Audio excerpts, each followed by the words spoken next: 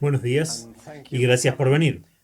Pasaremos la mayor parte del día juntos hablando de un tema muy importante, a saber, las iglesias del Nuevo Testamento.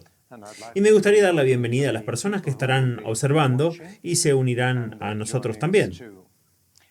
¿Por qué elegí este tema?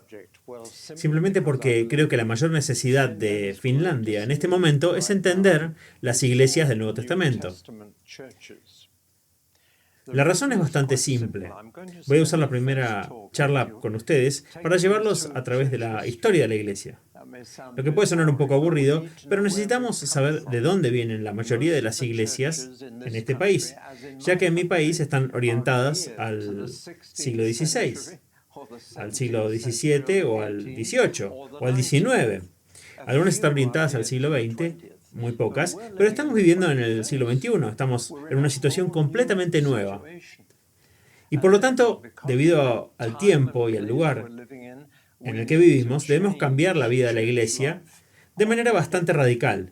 No me refiero solamente al tiempo, sino al lugar en el que estamos, en Europa. Y Europa es un continente único. Ha sido cristiano durante mucho tiempo, casi desde el comienzo.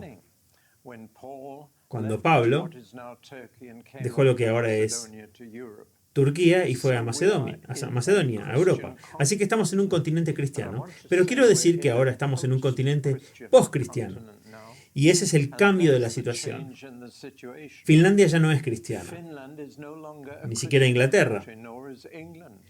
Todos solíamos estar al menos cristianizados hasta cierto punto, pero ahora estamos en una situación totalmente nueva.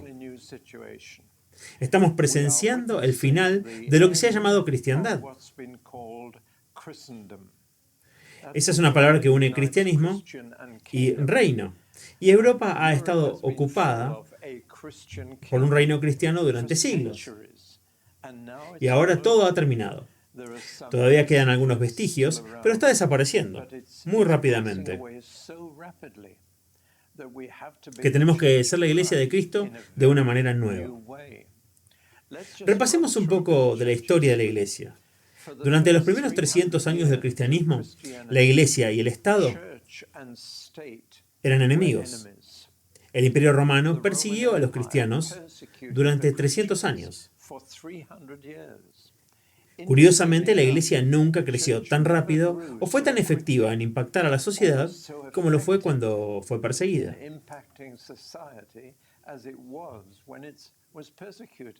Y eso todavía es cierto hoy. En muchos países donde la iglesia crece, donde está bajo presión, donde es perseguida. Por lo tanto, durante los primeros 300 años el cristianismo fue un tabú, fue ilegal, en parte porque no se uniría a otras religiones, ya que la religión romana se basó en lo que se llamaba sincretismo, que une todas las religiones. Y levantaron un enorme edificio en la ciudad de Roma llamado Panteón, que significa edificio de todos los dioses. Y en este gran edificio que pueden ir hoy y ver, hay nichos alrededor de las paredes. Y cuando un nuevo país era conquistado por los romanos, tenían que dar uno de sus dioses para que lo pusieran en este templo.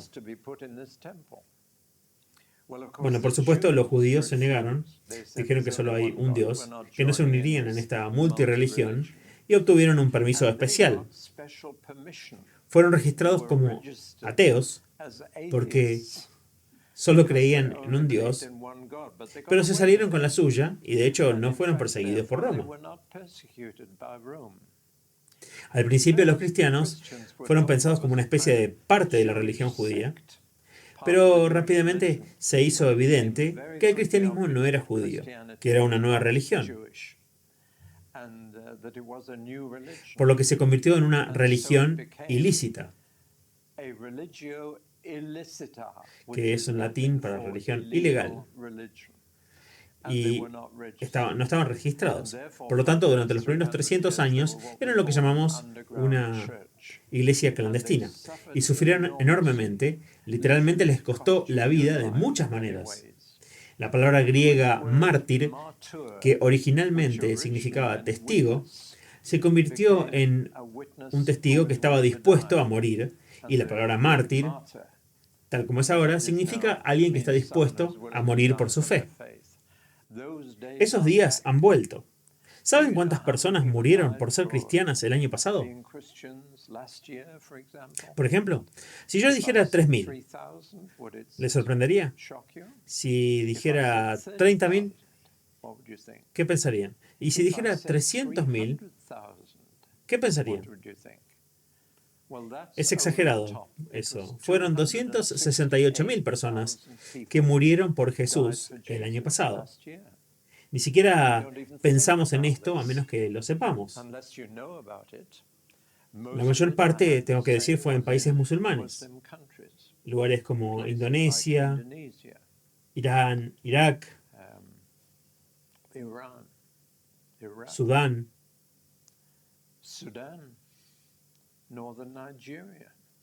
Nigeria del Norte.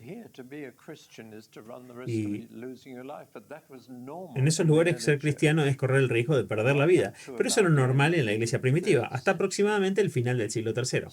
Por lo que la iglesia del Nuevo Testamento estaba en esa situación. Y las siguientes generaciones tenían la misma presión sobre ellos. Les voy a decir que esa presión va a llegar hasta aquí y va a llegar a todas partes en el siglo XXI. Tenemos que preparar a nuestra gente para eso. Tenemos que ser el tipo de iglesia que puede lidiar con ese tipo de presión. Bueno, hasta ahora fueron los primeros 300 años. Luego el emperador Constantino se convirtió en cristiano, al menos parece que lo hizo, cuando en realidad nunca uno está seguro de cuánto significaba para él. Pero decidió, después de ver una visión en el cielo, para conquistar en el nombre de la cruz o en el nombre de Cristo, y dijo, ahora voy a ser cristiano. Y eso significó por primera vez que el cristianismo se convirtió en la religión oficial. Por lo tanto, por primera vez, pudo tener fuerza militar o política. Podía usar ambas para promover el cristianismo y para protegerlo. Y el resultado fue que cuando el cristianismo se convirtió en la religión oficial del Estado, todos, por supuesto, tenían que volverse cristianos e ir a la iglesia. Eso creo que llenó la iglesia con el mundo. Sin duda mejoró la asistencia a la iglesia. No estoy seguro de la calidad de la gente que iba. De hecho, fue una reacción a eso, a que el mundo acudió en masa a la iglesia y se unió al emperador en su religión, que el movimiento monástico creció como una protesta contra una iglesia mundana. La gente se fue al desierto para alejarse de esta iglesia mundana y se convirtieron en ermitaños, se convirtieron en pequeñas comunidades y eventualmente en todo tipo de órdenes monásticas y luego en conventos. Cuando la gente se retiró de una iglesia mundana y decidieron ser cristianos puros. No era la mejor manera de hacerlo, salir del mundo. No es la voluntad de Jesús. Él oró para que estuviéramos en el mundo, pero que no fuéramos de él. No oró para que saliéramos del mundo, sino para estar en él y por lo tanto sufrir. La primera religión de Constantino que Constantino prohibió fue el judaísmo. Y los judíos fueron los primeros en sufrir. Por el hecho de que el imperio ahora era oficialmente cristiano, y me temo que ha habido una triste historia de antisemitismo en la iglesia. Desde entonces, la iglesia ha perseguido a los judíos por siglos, lo cual es para nuestra vergüenza, y gracias a Dios está cambiando. De todos modos, durante los próximos 1700 años, la iglesia y el Estado estuvieron interconectados. Se pertenecían el uno al otro. Se afectaban mutuamente. Cada país de Europa era oficialmente cristiano. Uno por uno, todos los países adoptaron el cristianismo. En el año 1000 después de Cristo, cuando muchos cristianos esperaban que Jesús regresaba, país tras país decidió convertirse en cristiano. Polonia e Islandia lo hicieron. Estuve en Islandia hace un mes y les recordé cuando se hicieron cristianos. Y así el cristianismo se convirtió en la religión oficial. No mucha gente decidió convertirse en cristiana. Lo decidieron los gobernantes estatales. Y cuando decidieron convertirse en cristianos, todos los demás tuvieron que seguir la línea y se convirtieron en cristianos también. Eso produjo una gran cantidad de lo que llamamos cristianismo nominal. Personas que decían que eran cristianas y que iban a la iglesia, pero en realidad muchos de ellos tenían poca idea de lo que es el verdadero cristianismo. El cristianismo también se volvió muy profesional. Se convirtió en una iglesia dominada por profesionales, sacerdotes o personas con capacitación profesional en la universidad para dirigir la iglesia. Y a partir de entonces, hubo una marcada división entre sacerdotes y personas. De modo que cuando se hablaba de la iglesia, uno pensaba a pensar en profesionales, sacerdotes, apoyados principalmente por laicos, y eso continuó durante los siguientes 1700 años. Y voy a decir 1700 porque la gente dice, bien, ¿qué pasa con la Reforma Protestante? La Reforma Protestante no cambió en nada en lo que respecta a la relación entre el Estado y la Iglesia. Las autoridades estatales todavía decidieron de qué religión serían. Todos los ciudadanos. Y lo que hizo Martín Lutero fue persuadir a muchos gobernantes europeos para que se hicieran protestantes. Luego todos en ese estado o en ese país tuvieron que volverse protestantes. Pero sigue siendo el mismo arreglo, por el cual el Estado y la Iglesia están virtualmente asociados. Y fue entonces cuando la cristiandad, como la llamamos, realmente llegó a dominar Europa. Así que Europa era totalmente cristiana, ya sea protestante en el norte de Europa o católica en el sur de Europa. Pero todo fue decidido por las autoridades estatales y, como se pueden imaginar, hubo un poco de lucha entre la Iglesia y el Estado en cuanto a quién era el jefe, quién estaba encima del otro, y a veces era el emperador del Sacro Imperio Romano Germánico quien era el líder, y a menudo era el Papa. Y luchaban entre ellos para decir quién era superior. El Papa hasta el día de hoy todavía lleva dos llaves en su escudo, una dorada y la otra plateada. ¿Notaron eso? El significado de una de ellas es que tiene la jefatura de la Iglesia y la otra, la plateada, es que es el jefe del Estado. Y por supuesto el Vaticano es un Estado además de una Iglesia. Así que ese ha sido el patrón hasta el siglo XX. Si naciste en Finlandia, eras considerado un cristiano y luterano, y es por eso que la gran mayoría de las personas son bautizadas de bebés en un país que tiene una iglesia estatal. Se los considera tanto parte de la iglesia como parte del Estado.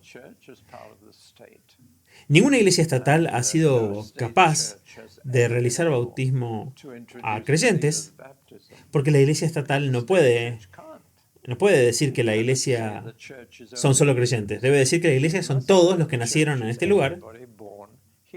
Y por supuesto, si naciste en un país musulmán, eres musulmán. Si naciste en un país hindú, eres hindú. Y ese es el tipo de situación de religión de Estado en todo el mundo. Y por lo general persigue a los que no encajan. Por lo que en cada país donde hay una religión de Estado, otras religiones están bajo presión y tienen dificultades reales para establecerse bien. Ahora, todo eso está muriendo, se está desintegrando. Las iglesias estatales están desapareciendo. Solo sobreviven con un vestigio de apoyo estatal.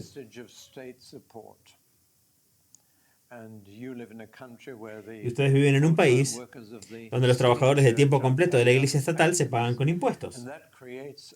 Y eso genera una situación artificial en la que una iglesia puede ser muy pequeña, pero tiene una gran cantidad de personal. Y es posible vivir en una situación artificial irreal donde la iglesia está muriendo, pero aún sobrevive porque el Estado le está dando algún tipo de apoyo.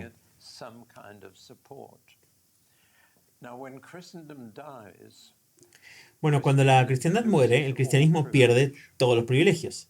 Y todos tenemos privilegios si vivimos en un país cristianizado. No somos perseguidos por el Estado, no somos considerados enemigos. Generalmente hay grandes privilegios financieros para las iglesias donde el Estado ha reconocido oficialmente el cristianismo. En nuestro país, a nuestros sacerdotes no se les paga, pero cada iglesia se considera una organización benéfica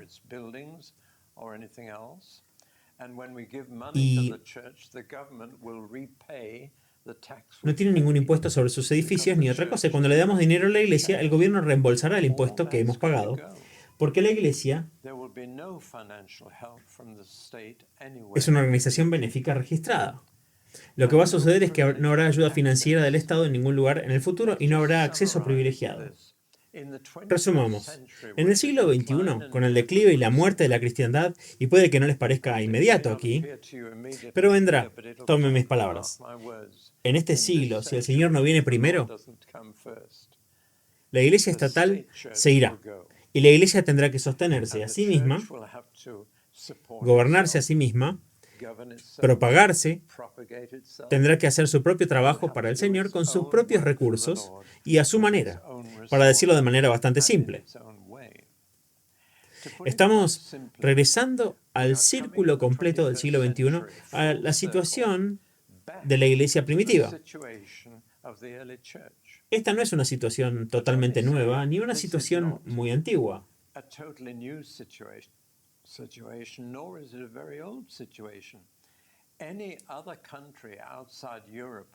Cualquier otro país fuera de Europa o América al que vayan, donde la religión del Estado no es el cristianismo,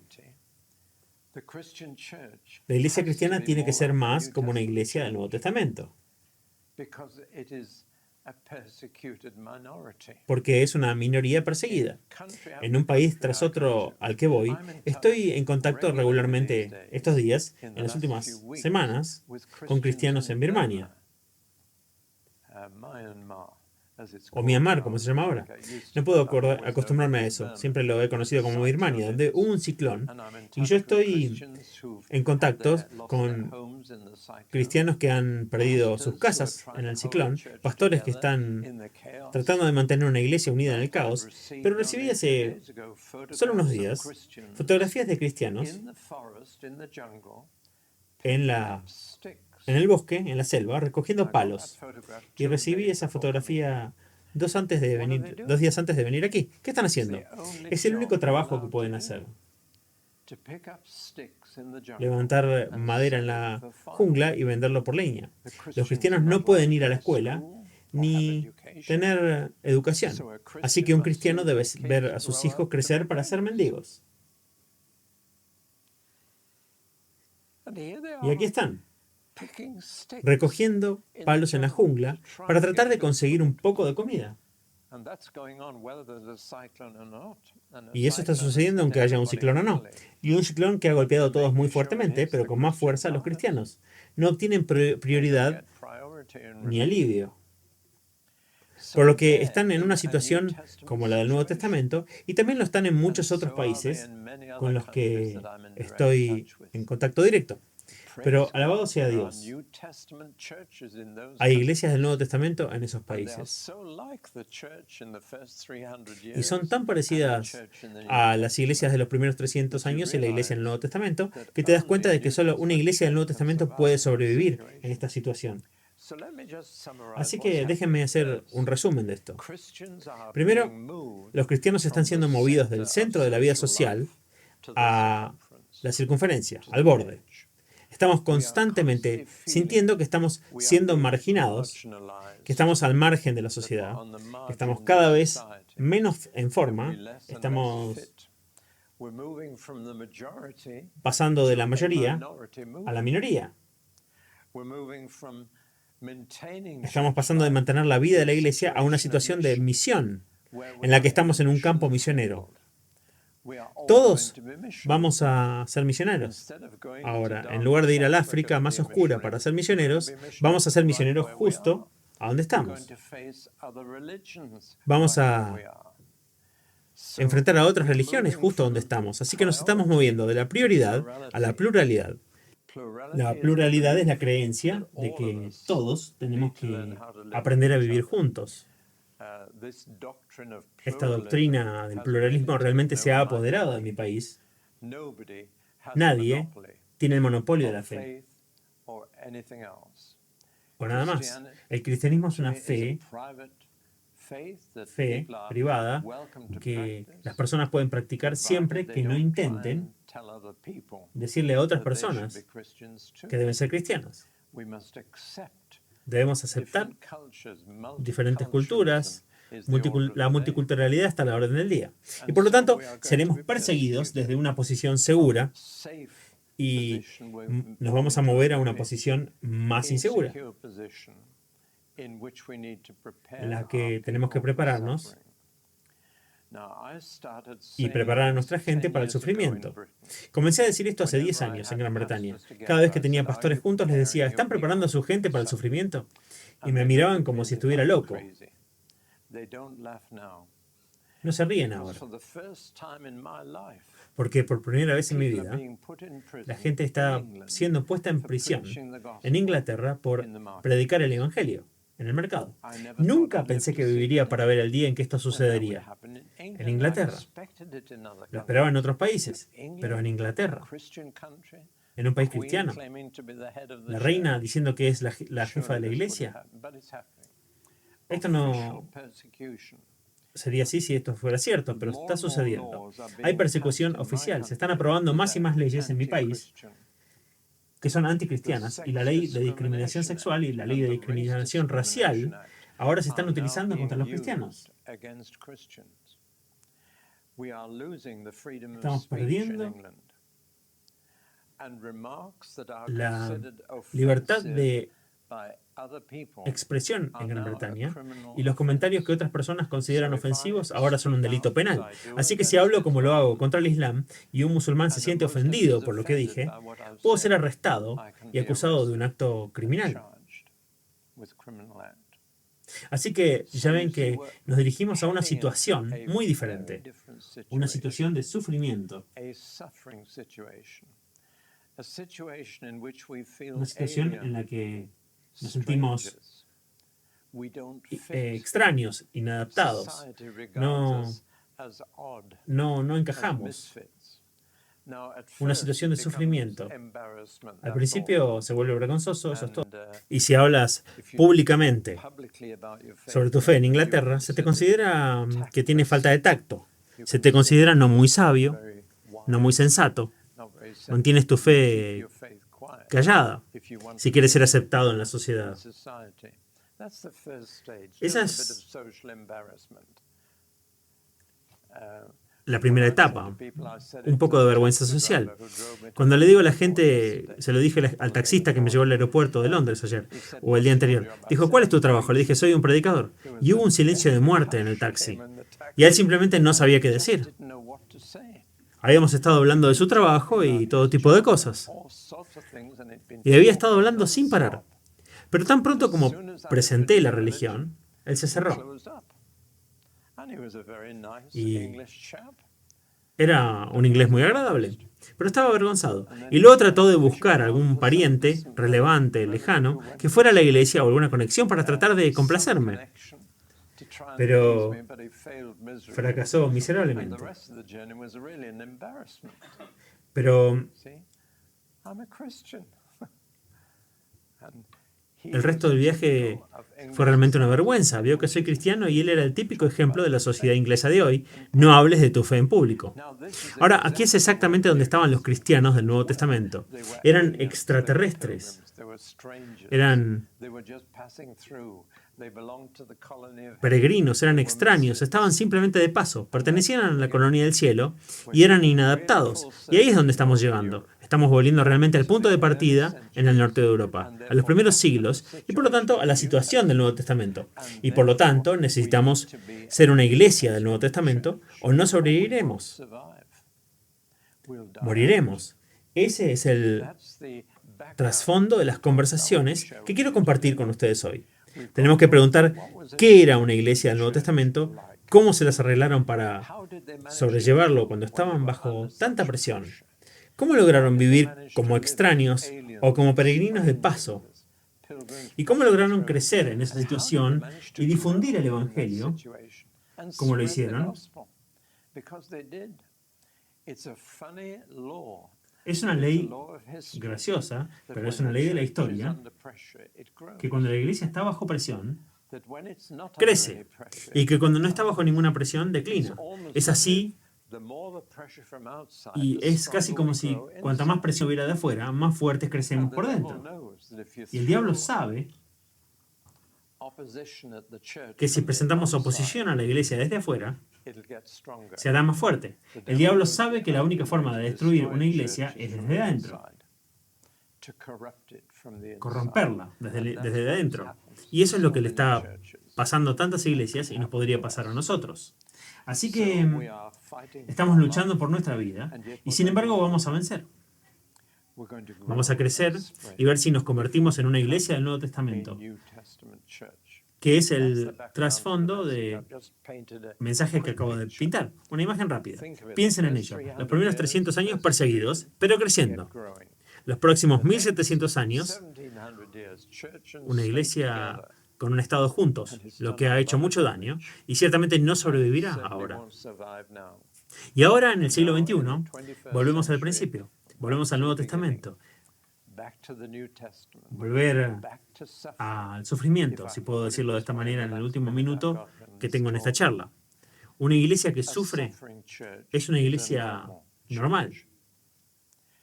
Para nosotros es anormal en el norte de Europa.